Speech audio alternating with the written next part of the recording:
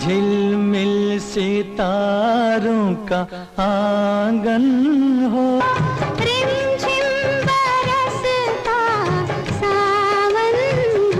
भारतीय संगीत के इतिहास में सबसे सुरीली जोड़ियों का अगर नाम आएगा तो इसमें लता मंगेशकर और मोहम्मद रफ़ी साहब का नाम सबसे ऊपर आएगा। इन दोनों ने मिलकर बॉलीवुड में सैकड़ों गाने गाए जो आज भी अमर हैं। लेकिन क्या आप जानते हैं, इन दोनों संगीतकारों के बीच में एक वक्त ऐसा भी आया था जब दोनों ने एक दूसरे से बात करना तक छोड़ दिया था। जी हाँ, पूरे 4 सालों तक इन महान प्लेबैक सिंगर्स के बीच में कोई भी बातचीत नहीं थी, कोई भी रिकॉर्डिंग नहीं हुई, कोई भी फिल्म साथ में नहीं की। मैंने कहा आप क्यों तकलीफ कर रहे हैं, मैं ही नहीं गाऊंगी आपके साथ।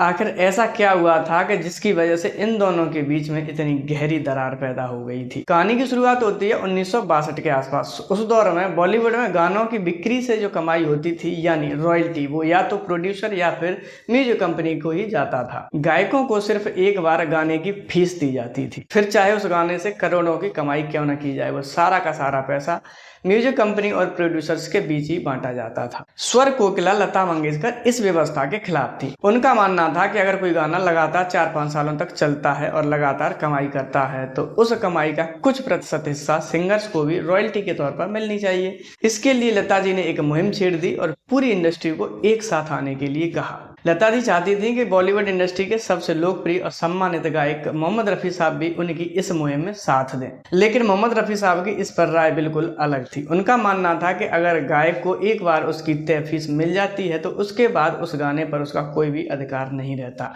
म्यूजिक कंपनी या फिर प्रोड्यूसर उसके लिए हकदार होते हैं, चाहे वो मुनाफा कमाएं या फिर नुकसान। इन दोनों लीजेंड्स के बीच में बात तब बिगड़ गई जब संगीतकारों और गीतकारों की एक अहम बैठक बुलाई गई। लता जी को उम्मीद थी कि मोहम्मद रफ़ी साहब उनका साथ देंगे, लेकिन रफ़ी साहब ने वहां पर साफ कह दिया कि वो रॉयल्टी की मांग नहीं करेंगे। इस बात से लता मंगेशकर काफी आहत हुई और दोनों के बीच में काफी बहस हो गई और बात इतनी ज्यादा बढ़ गई कि लता मंगेशकर ने कह दिया कि अब वो कभी रफ़ी साहब के साथ में कोई भी गाना नहीं गाएंगी। मैंने कहा आप क्यों तकलीफ कर रहे हैं, मैं ही नहीं गाऊंगी आपके साथ। इस पर गुस्साते हुए रफ़ी साहब ने भी कह दिया कि मैं कौन सा तुम्हारे साथ गाना गाने के लिए मरा जा रहा हूँ। और फिर इस तरह से शुरू हुआ हिंदी सिनेमा का सबसे बड़ा कोल्ड वॉर। 1962 से लेकर 1966 तक इन दोनों कलाकारों ने साथ मिलकर कोई भी गाना नहीं गाया, यहाँ तक कि आपस में बातचीत तक नहीं की। इस जिद का सबसे बड़ा नुकसान संगीतकारों और प्रोड्यूसर्स को झेलना पड़ा। जो गाने इन दोनों की जुगलबंदी के लिए लिखे गए थे वो मजबूरी में किन्हीं दूसरे कलाकारों के साथ में रिकॉर्ड करने पड़े।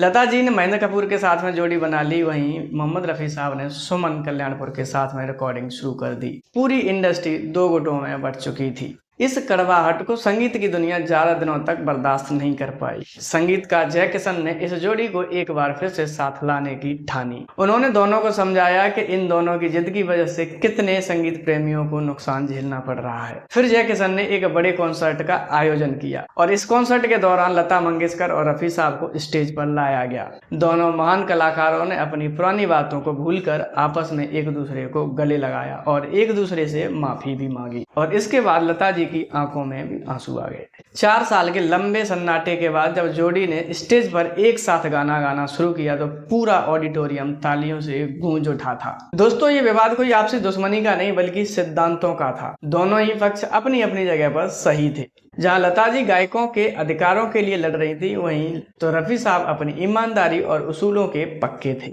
इस विवाद की अच्छी बात यह रही कि इसका अंत भी अधिक खूबसूरत रहा। उसके बाद दोनों के द्वारा कई सारे खूबसूरत गाने सुनने को मिले थे।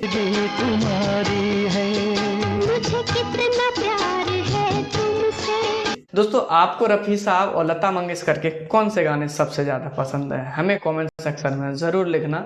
वीडियो अगर पसंद आया हो तो एक लाइक करें, दोस्तों के साथ में शेयर करें और चैनल को सब्सक्राइब करना बिल्कुल ना भूलें। मिलेंगे एक और ऐसी वीडियो के साथ, तब तक के लिए नमस्कार। जीवन होगा